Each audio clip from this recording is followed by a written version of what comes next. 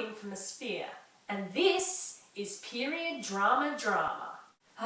The 1950s. On the one hand, it's an idealised time when women were women, men were men, and children were still allowed to go off on their own and play. And on the other hand, it's a repressed, unfortunate period of history when people were racist, sexist and homophobic, governments were conservative and restricted freedom of speech, physical discipline for children was still common, and radioactive isotopes were still considered fun.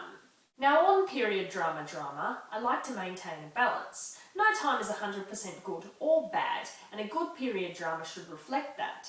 If you're going to make the past look gorgeous, you should at least acknowledge its flaws. What Jimmy didn't know was that Ralph was sick. A sickness that was not visible like smallpox, but no less dangerous and contagious. A sickness of the mind. You see, Ralph was a homosexual. One never knows when the homosexual is about. He may appear normal, and it may be too late when you discover he is mentally ill. With that in mind, today we're actually going to look at something good. Todd Haynes' Far From Heaven, a 2002 movie filmed in the style of one of Douglas Sirk's 1950s melodramas.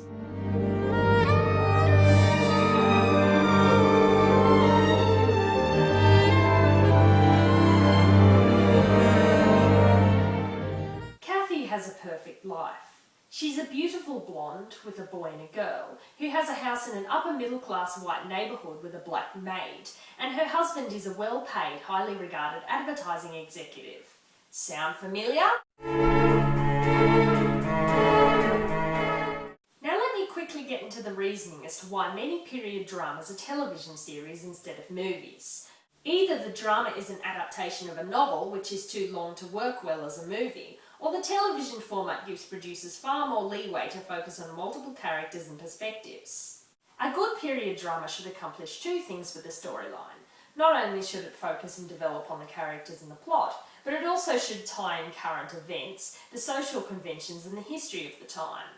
In television, there's enough time to do both of these things, but in movies, usually one is neglected in favour of the other, usually the historical and neglected in favour of the drama. If you're not going to bother exploring the social conventions or the history, then why bother setting your drama in the past when you could set it in the present? With that in mind, let's return to the plot. As with any setup that involves someone with a perfect life, the thin veneer of perfection on the surface is quickly shattered when Kathy goes to the office late one night and notices her husband Frank kissing another man.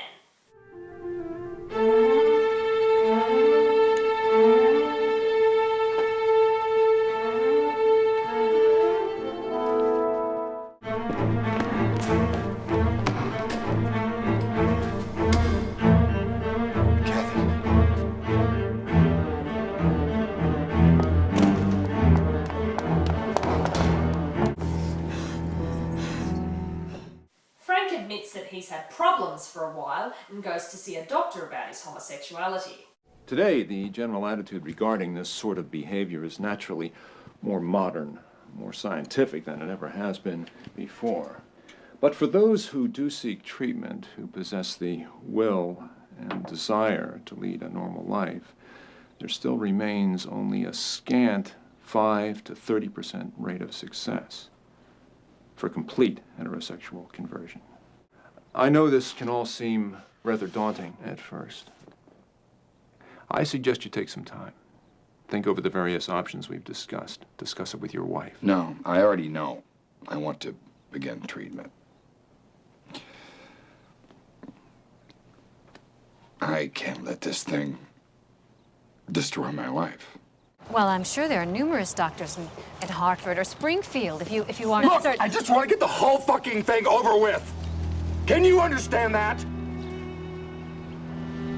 Frank, please don't. As Kathy feels her husband growing angry and more distant, she turns towards her gardener, Raymond, for companionship. Raymond is a cultured, intelligent and kind man, and he's one of the only people Kathy can turn to in order to have an honest discussion untainted by gossip and convention. Strangely, the people in the town do not approve of Kathy's close chaste relationship with Raymond, and the two decide reluctantly to part because it has grown too difficult for them to maintain contact without being vilified both by black and white society. Is there something I can do for you folks? Can we leave here? Of course. You've been so very kind to me, and I've been perfectly reckless and foolish in return, thinking... Thinking what? That one person could reach out to another? Take an interest in another?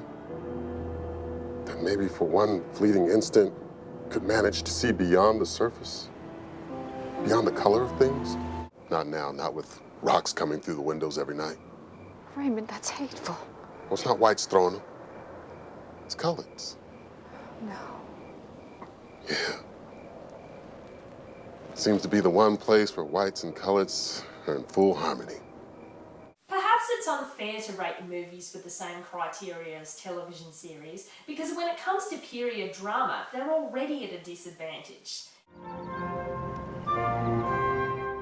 They simply don't have the time that television series do, so they tend to focus on the story from the perspective of one character, as opposed to a more nuanced approach with multiple character perspectives. So with that in mind, let's examine the characters.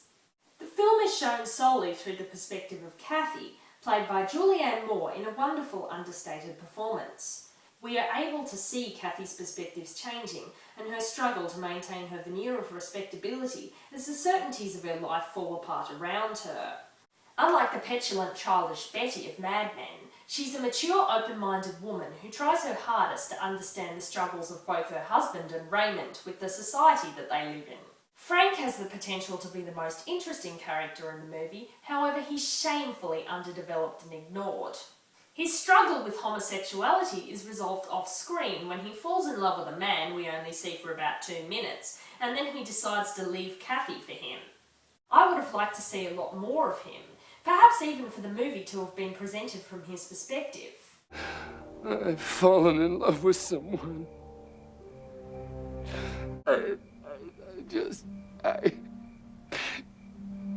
I never knew what that felt. Even now, there's a depressing tendency for gay stories and gay characters to be presented through the eyes of a straight person, as if we, the audience, need a Watson to explain them to us. Another issue I have with this is that in period drama, it's often presented as unreasonably easy for a gay character to get a partner, often for life. I can understand gay sex being easy enough to obtain, considering that gay bars and cruising spots have existed for a very long time, but surely the men involved in these trysts would want to remain, anonymous, seeing as their whole reputation was at stake? As a result, would a life partner really be that easy to find? There's the hint of Frank being a very complicated character. He's repressed and self-loathing and lashes out at his wife, not to mention his tenuous relationship with his children, who feel that they never see him. Far From Heaven contrasts two minorities, a visible one and an invisible one, and one feels that there's a whole story not being told in Frank's character. Far From Heaven? Not gay enough. Thank you, gender hipster. Compare, on the other hand, Tom Ford's film A Single Man, which is a beautifully done examination of the grief which a gay man feels at the death of his partner of 16 years, a sorrow which he is unable to share with anyone. Oh wait! Julianne Moore was in that movie too! In it, she's an annoying fag hag who doesn't understand that the main character's relationship is genuine, instead interpreting it as shallow and lacking the meaning of a heterosexual relationship. Don't you ever miss this? What we could have been to each other. Having a real relationship and kids. Jim. No, I mean a real relationship. Joe, let's be honest. What you and Jim had together was wonderful, but wasn't it really just a substitute for something else? Our final main character, Raymond, has strains of the magical Negro who we're allowed to like. He's a model minority. He comes across as a very nice man who has to suffer prejudices daily, prejudices which eventually force him and his daughter to leave town. The movie isn't didactic about its race message, and it isn't explicit about their relationship. He and Kathy never actually do anything, but they end up vilified all the same. It's refreshing to see a heterosexual relationship without countless makeouts and sex, which often come across as shoehorned in a good deal of movies. Jesus. Jesus. What's happening? I can't even... God! I like Raymond. I just feel that he's not as interesting a character as Frank. He's too moral, too unambiguously good. It would have been less of an issue in a TV series when there'd be enough time to develop both of these characters, but here there isn't enough time for that.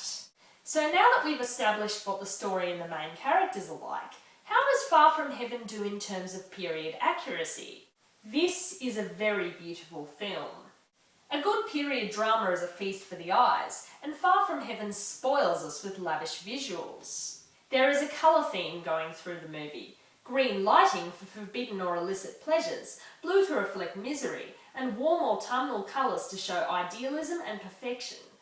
Kathy and her friends start the movie wearing oranges, reds and golds, and when life starts to grow miserable for her, Kathy's clothing choices tend more towards the cooler hues.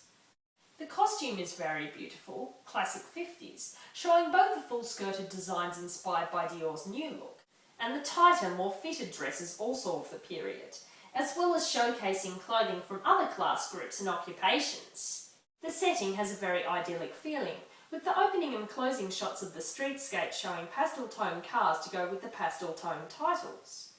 Socially it seems pretty well researched, showing a general distaste towards homosexuality, with the more enlightened view being its categorisation as an illness, and with prejudice manifesting itself as both a lack of understanding and disgust and dislike.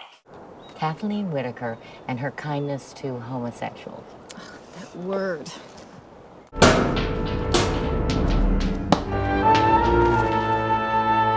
All in all, this film gets top marks for period accuracy, except for one thing. No Curls MT until 1995, guys. So that was Far From Heaven, and you should go out and watch it right away. And if you'll excuse me, I feel a music video coming on.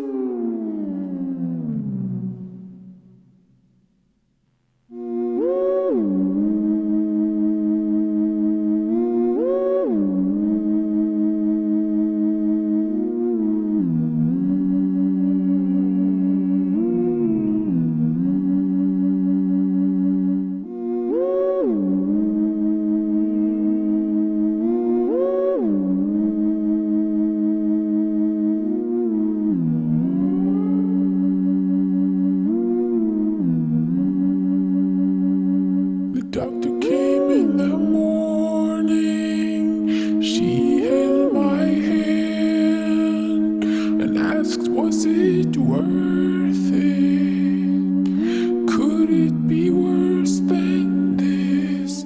Please recall, give me a hint. Anything will do. If this was the last time, now you should tell us what to do. I was afraid, I guess. Now I can't think no more. I was so concentrated on keeping things together. I learned to focus on. I didn't want to disappoint. Now where is everybody? Is it still light outside?